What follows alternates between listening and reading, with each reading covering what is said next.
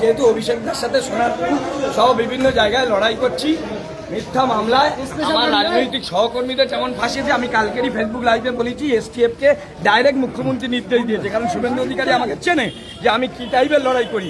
সেই সময়ও লড়াই করে জেল কেটেছি, আমার বাড়ি পুলিশ ঘিরে রেখেছিল, কালকেরও সারা রাত তল্লাশি করেছে, আমি জেনে বুঝে এসেছি। আজকেরও অভিষেক দা 2022 সালের মামলা এখন কেন করতে কি মনে হয়? এর তো রাজনৈতিক উদ্দেশ্য পর্যন্ত জানেন আপনারা। এই মামলায় আমার কোনো সম্পর্ক নেই, তার কারণ আমি তখন ছিলাম না, আমি এলাকায় ছিলাম না, আমি শিক্ষককে নিয়ে লড়াই করি। ফেসবুকেই বলে দিয়েছিলাম, কিন্তু এই লড়াই জারি থাকবে, আমরা অভিষেক বন্দ্যোপাধ্যায়ের পাশে থাকবো।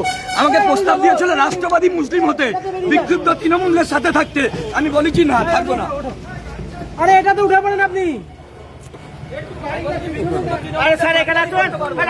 অভিষেক বন্দ্যোপাধ্যায়ের সাথে আছি, সে লড়াই করবো, তাতে জেলে দাও।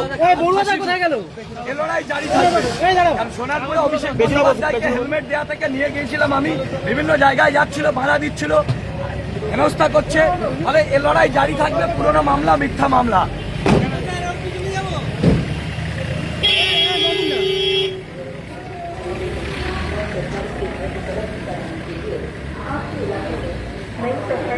जन कल्याण शिविर 15 जून से 17 जून 2008 सरकारी योजनाओं के आवेदन करने और विभिन्न सरकारी सेवाओं का लाभ उठाने का मौका मिलेगा।